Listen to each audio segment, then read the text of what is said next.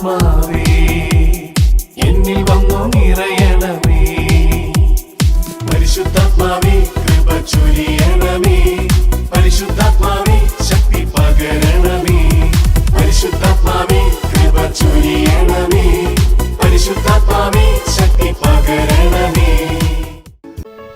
പരിശുദ്ധ പരമ ദിവ്യകാരുണ്യ നാഥനായ ഈശോയ്ക്ക് നേരവും ആരാധനയും സ്തുതിയും പുകഴ്ചയും ഉണ്ടായിരിക്കട്ടെ. സ്നേഹമുള്ളവരെ, ഒരു നിമിഷത്തെ ഓർത്ത് നമുക്ക് ഓരോരുത്തർക്കും നന്ദി പറയാം. എത്രത്തോളം വിലപ്പെട്ടതാണെന്ന് ദൈവമക്കൾക്ക് ഓരോരുത്തർക്കും അറിയാം.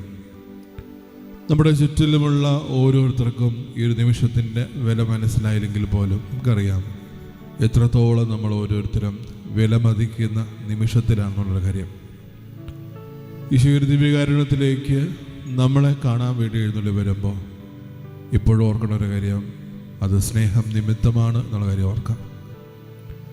കത്തോലിക്ക തിരുസഭ വിശുദ്ധ സൈമണിൻ്റെയും വിശുദ്ധ യൂദാ തദേവൂസിൻ്റെയും തിരുനാൾ ആഘോഷിക്കുമ്പോൾ നമ്മൾ ഓരോരുത്തരോടും ആവർത്തിച്ച് പറയുന്നൊരു കാര്യം, ദൈവസ്നേഹത്തെ പ്രതി അവരോരോരുത്തരും ജീവിച്ചു. അവരുടെ ജീവിതത്തിൻ്റെ അവസാനം വരെ ആ ഒരു സ്നേഹം അവർ പ്രഘോഷിച്ചു. അതവരുടെ പ്രവൃത്തികൾ കൂടെയായിരുന്നു. സ്നേഹമുള്ളവരെ, നമുക്ക് തരുന്ന വിചിന്തനത്തിനാണെങ്കിൽ പോലും വിശുദ്ധ ലൂക്കായുടെ സുവിശേഷം 6-ാം അധ്യായം 12 മുതലുള്ള വാക്യത്തിൽ ഈശോ 12 ശിഷ്യന്മാരെ തിരഞ്ഞെടുക്കുന്നുണ്ട്. ഓർക്കുക, ഒരു നിമിഷത്തിന് വേണ്ടി തമ്പുരാൻ ഒരുങ്ങുന്നുണ്ട്.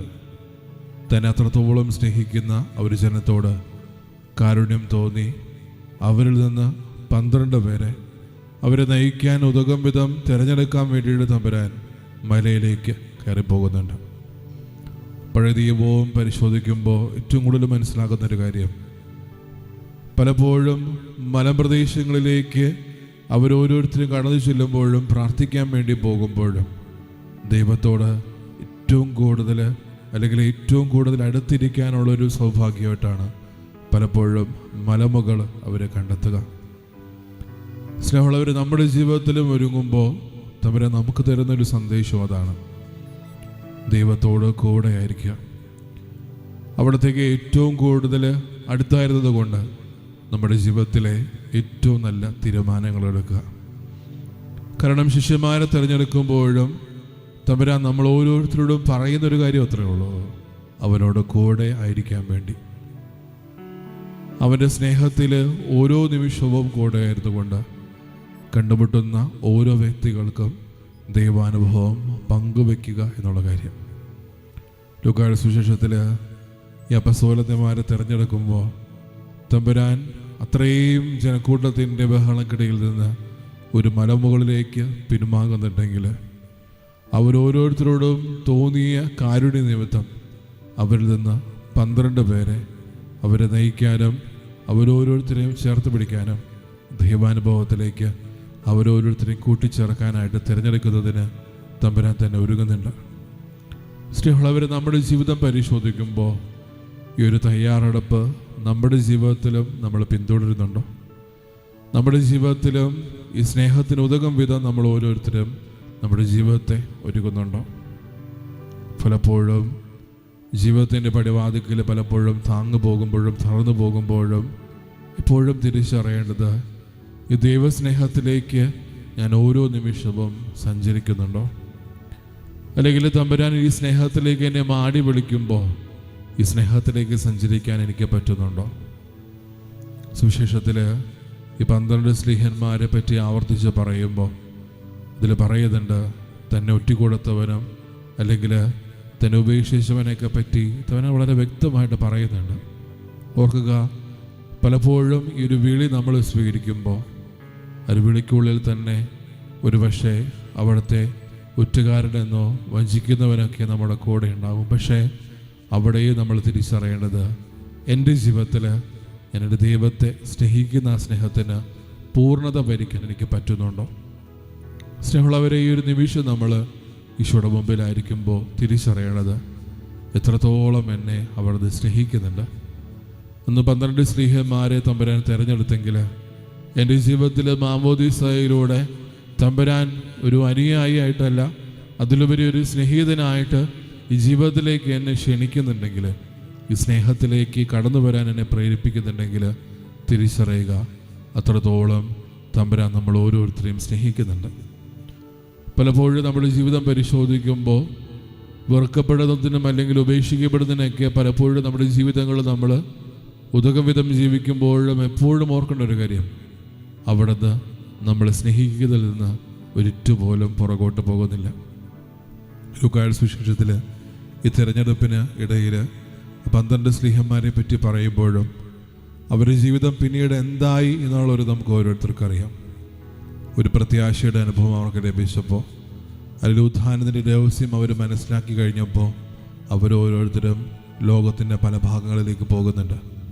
അത് ഈ സ്നേഹത്തെപ്പറ്റി പറയാനാണ്. നമ്മുടെ ജീവിതത്തിൽ ഓർക്കേണ്ട ഒരു കാര്യം, തമ്പുരാനെ തിരിച്ചറിയുന്ന ഓരോ നിമിഷവും അവൻ്റെ കൂടെയായിരിക്കും നമ്മൾ ആഗ്രഹിക്കുമ്പോഴും നമ്മുടെ ജീവിതത്തിലെ പ്രേക്ഷിതത്വം എന്ന് പറയുന്നതും അവനെ പറ്റി മറ്റുള്ളവരോട് നമ്മുടെ ജീവിതം കൊണ്ട് പറയുന്നതാണ്. കാരണം പലപ്പോഴും നമ്മുടെ ജീവിതം ഓരോ ആൾക്കാരും താരതമ്യപ്പെടുത്തിക്കൊണ്ട് പലപ്പോഴും പറയുന്നതിന് ഇതിന് വിപരീതമായ ഒരു കാര്യമാണ്.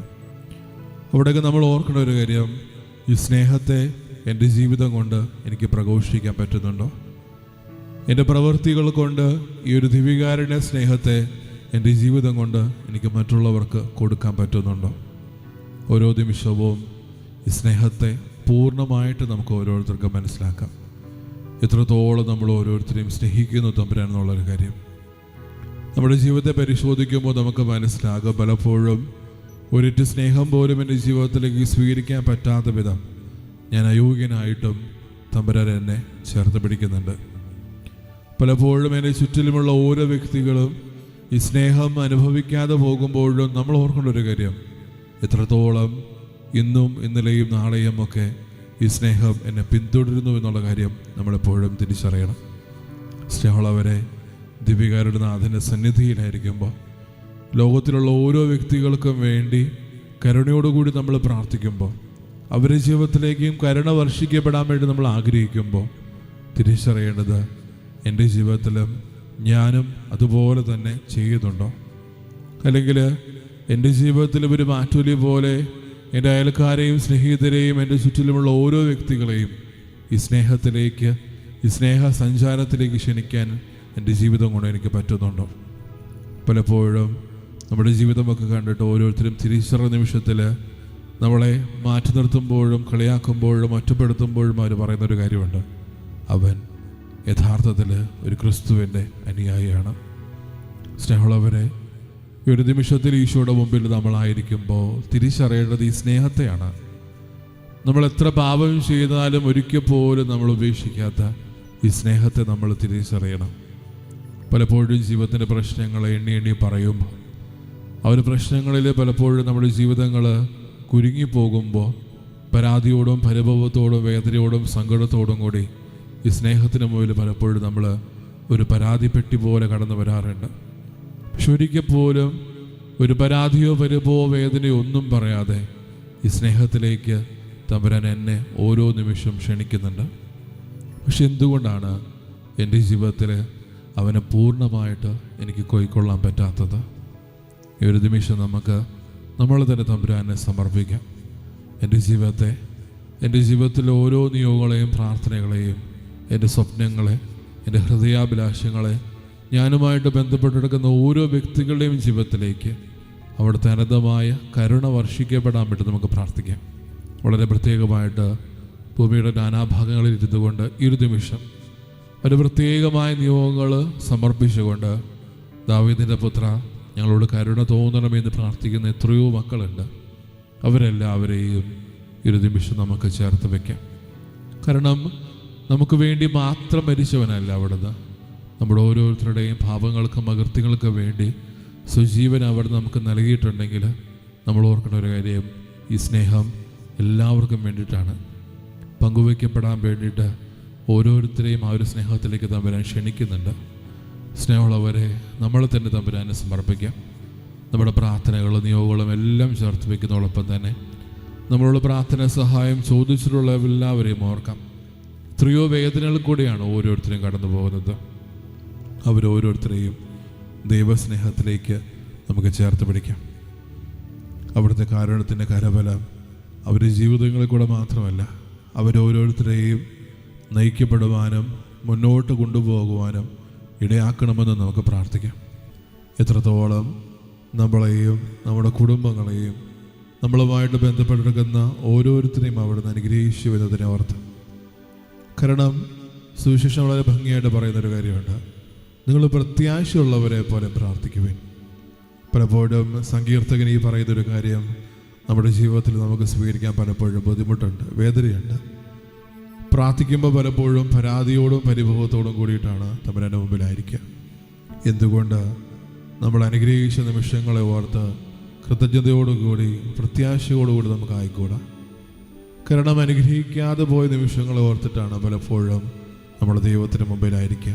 എപ്പോഴും തിരിച്ചറിയേണ്ടത്, എനിക്ക് വേണ്ടി അവിടുന്ന് ഒരു പദ്ധതി വിഭാവനം ചെയ്തിട്ടുണ്ട്. അതിൻ്റെ നാശത്തിനല്ല, എൻ്റെ ക്ഷേമത്തിനുള്ളതാണ്. ഒരു നിമിഷം നമ്മുടെ ഓരോ നിയോഗങ്ങളും പ്രാർത്ഥനകളും തിരുവരുളിലേക്ക് ചേർത്ത് വെച്ച് വിശ്വാസത്തോടെ വിശുദ്ധിയോടെ ദിവ്യകാരുണ്യനാഥന് ആശ്വാസം സ്വീകരിക്കാൻ നമുക്ക് ഓരോരുത്തർക്കും ഒരുങ്ങാം. യേശുവേ ആരാധന.